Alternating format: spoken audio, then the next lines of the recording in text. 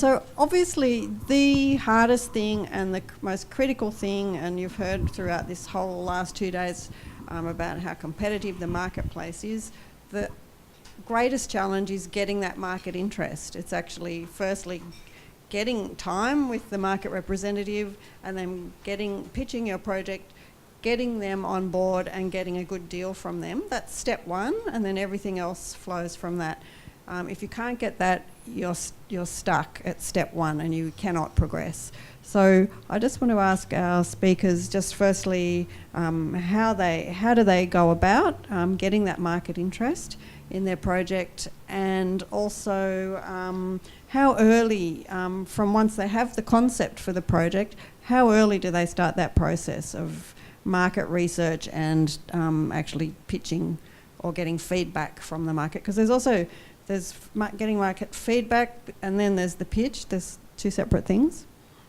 Again, we sort of had in the last session on development talked about this extensively, but in our business, we go to every market on the globe that relates to the work we do. So we go from every documentary market to the television markets, where we over the years have established relationships with broadcasters, where we prepare a slate of ideas that suit the market, and then we pitch them, and then that starts a journey of interest and follow-up. It's not that simple, but it is about selling an idea, researching what the market wants, pitching it, selling it, and the transactions begin. That can be a 3 to 5 year process. It can be a 5-month process, but it is a hefty journey.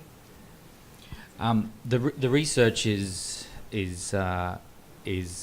starts from day one and is constant and always happening with a project. You need to be continually assessing and reassessing where it fits within the market as you develop it. When you go to the distributor, I think it depends on a myriad of factors, and it's all based on all that research that you've been doing. Is it a project that you want to seed the market with, as in it's entirely about a script and an idea and or a genre that you think you just want to get some response? That often is easier if you have a relationship with distributors where they are not going to make a big judgment straight up, and you can just actually, and even with sales agents too, it's less likely that we will be presenting a script or that isn't in a position to attain serious interest. But if I say this, if you're at an early stage of your career and you're at a budget at a certain level in Australia, then you can, and it is worthwhile just getting some interest to see where it's going, and maybe that may give you the responses that you need to take it to the next stage. But you need to work out who you're going to and why you're going to them as well. So it's all part of a package. So, but every project is a little different, and so sometimes it's like, it's very director driven. This is a project by this director, so that particular director's body of work is the key thing to attract interest, or it's genre based, so it's really about the concept and perhaps a cast in it. So. I was just going to ask Vincent and just about the value of going to somewhere like 37 South, because you're not travelling overseas, so it's much cheaper, and I don't know if they provide grants to actually go there, but it is a forum over 4 days where it's Australian distributors, sales agents, financiers, and all international. So, and it's great networking. It's hard work, but what would be the value? Because we find that we meet a lot of emerging filmmakers there. It's so we love going there. I was going to just quickly say that our documentary Ella was chosen to go into the distributor's screening room there, and we've now been picked up by Doc Mode. It was launched at Berlin for an Australian doco. We're totally thrilled, and that's thanks to MIF 37 South Degree South. The markets are critical to attend and understand. Even if I mean, I often advise a young people just to go to one, because there's only so much about the place that you can describe. Going there and immersing yourself in it. The first time I went to Cannes, after 10 days, I went, okay, I get it. I understand. It's a marketplace, and this is how it operates, and just how the mechanics of it operates. Even just walking around the Palais and seeing the myriad of distributors from all around the world and the kind of products that they're selling and how they're selling it and all that kind of stuff. It's just extremely useful to do that. And from that, you can then work out where you fit in the scheme of things and how you can then strategize for your particular project and your particular level of career. So it's risky and it's kind of expensive, but it's not, because you can go to Cannes or any of these places and you can just stay 10 kilometres out of town and hitchhike in, or whatever, however you want to do it. But there are a number of festivals, from Berlin to certainly 37 South, which is, it's 37 Degrees South is part of the Melbourne International Film Festival. Yeah, I was also going to go South by Southwest actually as well. I was going to say that festival in America at Austin, which has a focus on kind of digital distribution and new media. And so that's a really interesting place. So I went there and I just felt like an old man. It was just it was incredible. Like the market area of that compared to Cannes was just so dynamic. It was incredible. But yeah, 37 South is in Australia, at Melbourne, is a great introductory kind of market to go to. And is there a Gold Coast market as well? Like, does anyone know? Do you know that one? No. Yeah. So the question is, what's essentially the difference between a distributor and sales agent, and how do you deal differently with them? Well, an Australian distributor is distributing the rights in Australia. So the physical distributor of the rights in Australia, and a sales agent is selling those rights to the rest of the world, ROW, rest of the world, excluding Australia and New Zealand, is traditionally how it works. And you can carve out other territories if you have a project where you feel you can do a pre-sale somewhere, or because of a cast member who may be huge in Scandinavia, and you might say, okay, I'm going to carve out Scandinavia and the rest of the world, excluding Scandinavia, because we're going to do a direct sale to the network that star is a big, whatever. There's some ways of doing it. But yeah, so those sales agents are selling to distributors. Their approach is, they're acquiring the rights to license those films independently to each distributor. So there is certainly a different approach to them. And the way that you would approach an Australian distributor is often different to the way it's approached an international. As I said about genres, like horror, the Babadook recently is a great example of a film that did extremely well internationally. It's a horror genre. It had strong value in a lot of ancillary rights, but it did do theatrical business because of the power of the filmmaking. It was a very strong, very particular voice in there, and so a lot of festivals and distributors grabbed it and distributed it. In the domestic market, it had less success in terms of just gross box office. It still had success, but because in this market, horror is a tough sell, and has been for a while. It's very tough to make them work here. So you do approach them very differently, and that's because you know what they do and how they operate. So, and they'll have different. We talked about the film The Hunter.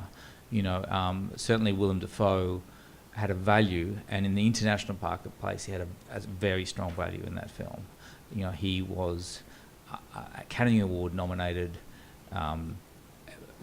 Renowned, one of the actors of his generation, and so they were interested in him. I mean, not just in him, the package had to be all lined up, the script, the director, the role, all of those things, but it allowed, and that's where I put the focus on that, because that was going to have more weight in my finance plan in putting it together in convincing Screen Australia than the other things. So the question was how. Oh, gee, it's a big question.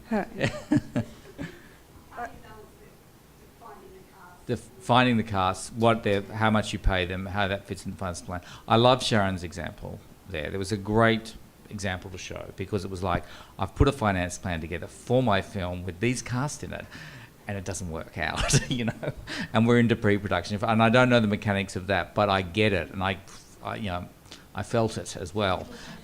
So you need to cast. Why do they demand so much money? Because they're good. They're great actors who, when people go and see them in the cinema, are sucked into the world of these films, and people fall in love with them, and want to see their next film. They have a value because and international distributors know that. They know that to the dollar, kind of thing. Who's in it? Great, they are. Okay, yes, we can. Basically they're saying we can get our money back if they're in it. I hate saying this, but regardless of how bad your movie is, you know what I mean. There's a kind of a. It's all about risk mitigation. That's what it's about. What is the most amount of money I'm prepared to put out that I'm, and without losing it. So casts are a factor in that. Directors become I think if a director starts to be a Motivar, it's a brand. It's every distributor, every territory in the world will pre-buy an Motivar film. It's just because he will deliver on that, and everyone knows what it will be, but it will be different, and it'll be new, and it'll be fresh, and it'll be powerful, and for all sorts of reasons. But they're buying into that, and so cast and directors, genres operate in a different way. As the horror doesn't need a director or cast, it doesn't need it. It just needs to operate on a certain level, be executed well within that genre. Babadook broke out because it was a very particular female voice and storytelling, and so it kind of broke some of the boundaries. But as long as horror actually operates a certain way, it will do. Distributors love horror. Yeah, they love to, because they can sell it into DVD markets and TV and so they'll get their $60,000, $40,000, $50,000, $20,000, $100,000 back. I wanted to add a little bit for the doco people. Sorry to stand up for the doco, but you'll notice in the clip I played, Bob Geldof came on board and Jello Biafro onto the Stranded documentary, and that added great value. We secured that access early when we were pitching to the ABC and in through development then. So to have those big names attached meant the film was going to reach a broader audience. There's something to hang the marketing of the documentary on, and I don't know if you noticed at the beginning of the trailer, Fan Force are there. Fan Force are now taking that film out into a, sort of a boutique cinema release because there is a demand from from audiences to see that film because of the key people we've got speaking in that film, as well as a great story. So for docos, it is important too. Can everyone hear that? It's how do you cover the gap? Who's always the first to go? Yeah. The producer, I often invest my fees in. So I roll myself in, and I roll in my business partners. You may be able to position yourself within recoupment where you've got a stronger chance of it. But that's a negotiation with all the other parties. So there's various ways of doing that. We sometimes invest in the gap, which recoups first before other equity, and so there's some mechanics that you can look at, but you need to have an infrastructure to do it. So our company structure has built up over many films in many ways where we can see positions where we can roll our fees in and feel like that's a comfortable level for us to be in there, and at a certain success it'll work, and at this position, well, then it was still worth making the film. So you know what I mean. So that's probably the best way of That's a good way. summing it up. And would you suggest if you were going to do that, then don't maximise the producer offset, have that in your finance plan at 85 or 90%? Certainly the margin is where you can recoup some of that, and you can put yourself in that position. Yep, I haven't been able to do it at 85 yet, but No, I think 85 Like to. you can do for documentaries, Oh, but can you? Screen Okay. Australia does I require lie on 90%. that. Okay. I will lie on that 15% with my whole body, to hold it and not, because by the time it's coming back out from a loan, you've got to loan it up front, you've got to pay interest on your money. By the time it comes back, if you're a consolidated business, accountant, it can take 18 months. So I don't want that being sort of spliced up and shared with people up front. So I will lie on that and protect it. And Sharon said that the tax advice on reinvesting fees is very important. Yeah. Very important. Other questions? Brett? Can I just ask your opinion on getting the crew Okay, so question is asking opinion on asking crew to reinvest their fees. We've also seen post-production houses are Look, also they don't. doing it. It's deferral, is what it's going to be called. So they're deferring a part of their fee. It's pretty rare, but at a certain budget level, it's just the only way. You know, that's what happens. So, we, in the early days, we did that on a lot of shows, and for me, you can do that to people if it's the first thing that you say to them. We're doing this film. Do you want to be involved? It's at this level, and this is how it's working. And if it's all up front in that way, it can be done. There's a lot of low-budget features still doing that. And people are coming in going, yeah, I'll do it. They never get involved because they'll see their fees back later. It's about just making sure there is a structure in place that fits within the award of what they should be paid. That's really... But reinvesting is complicated. And I think unless investors are putting a lot of money, then it's hard for, I'm going to put $100, or this much. That's when that's too hard to do.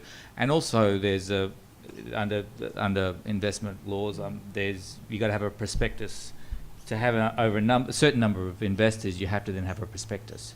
You can't just have hundreds. You have to have a prospectus out there for people investing into something that has a very formal structure. And unless you're at a certain level of budget, then that's a complicated arrangement. And there's some scale of investment that is worth doing. And people often have film prospectuses out there where people are going to the marketplace and asking, high net individuals to invest in their film.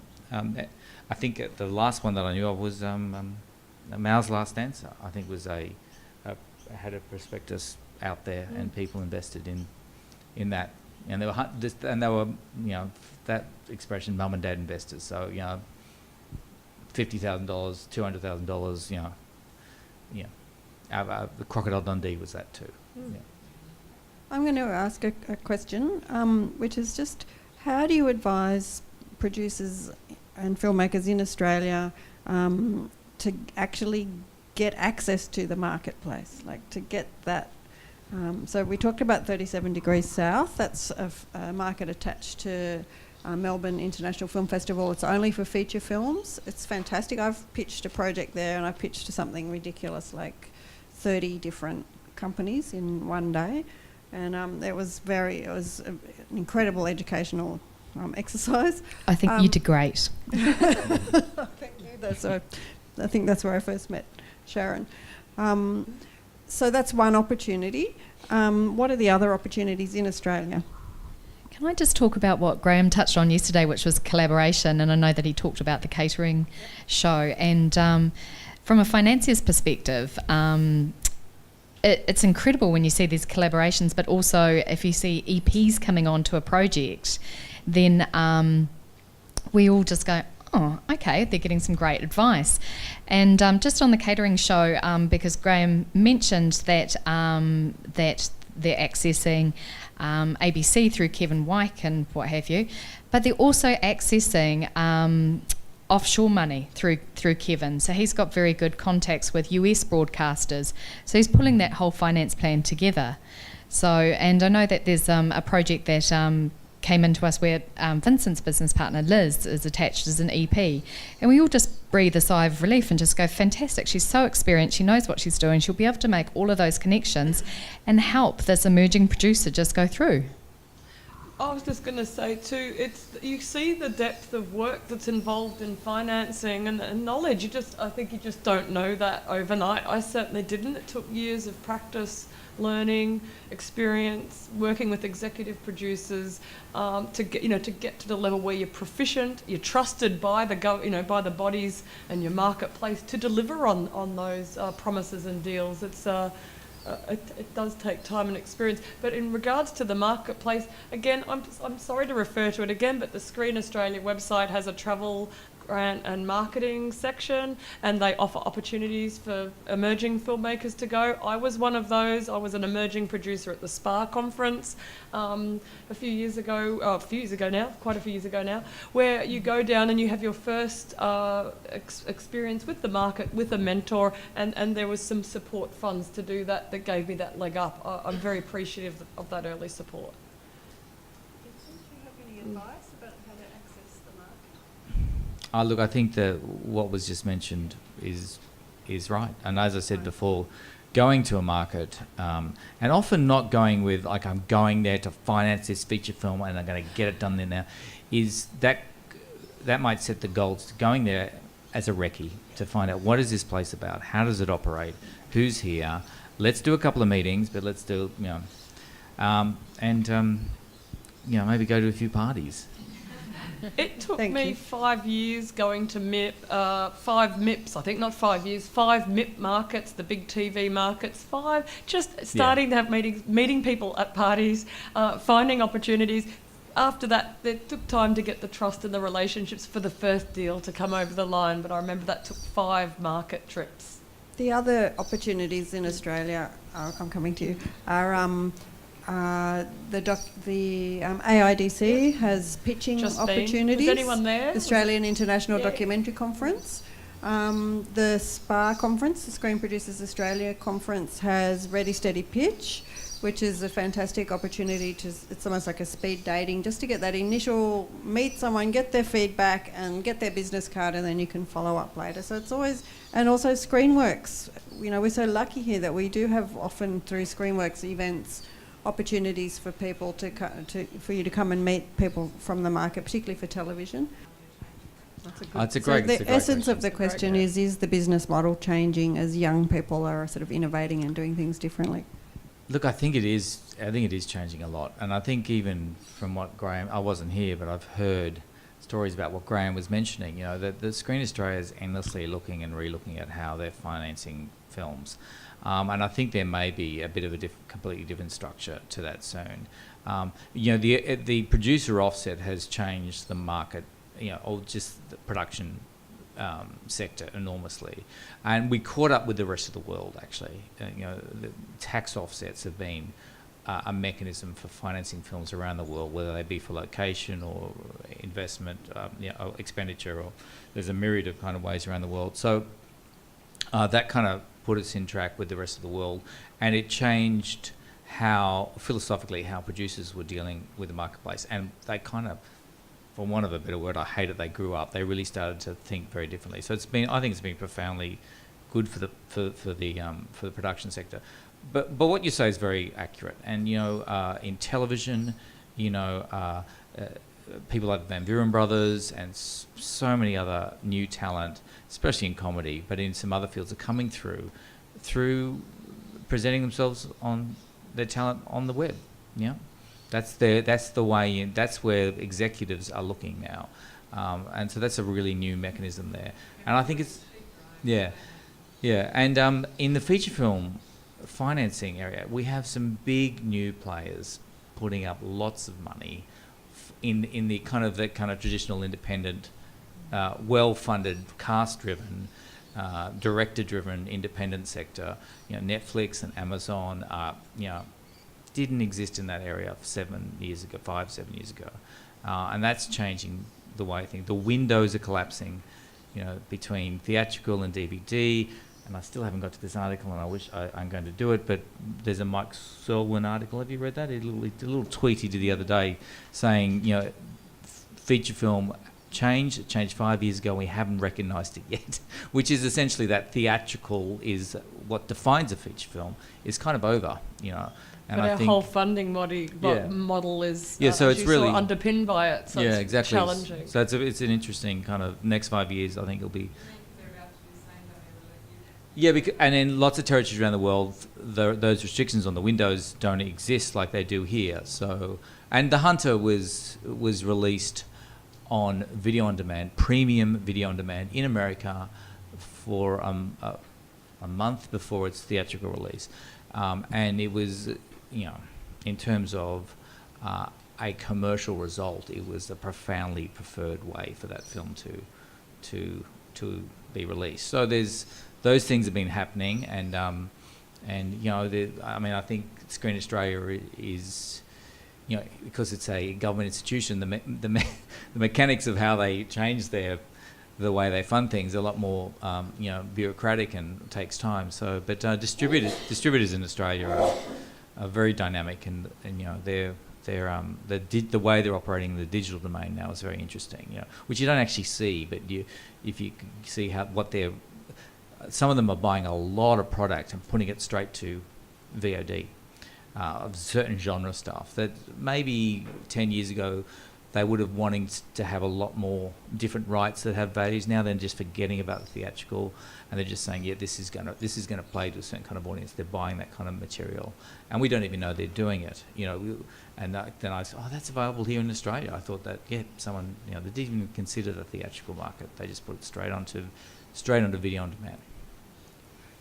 Thank you, Vincent. Oh, Sorry, it was a long-winded answer. I don't even know what the question was by the time I got to the it's about I wanted to changes, mention, just yeah, in a the doco changes. perspective again, I remember someone saying to me, oh, Veronica, you should do crowdfunding, you know, you can make 20 grand. And you see the finance plans I'm dealing with, I can't manage that level. But that can be enough for someone to get out and shoot a film and sort of make it and get it out there. But these days we heard from Good Pitch, from Good Pitch Stories earlier, people made $2 million in philanthropy and crowdfunding on a film. So there's all these new ways of platforms and funding mechanisms that are out there that are just bypass the traditional license fee and are doing all these applications to all these funding bodies.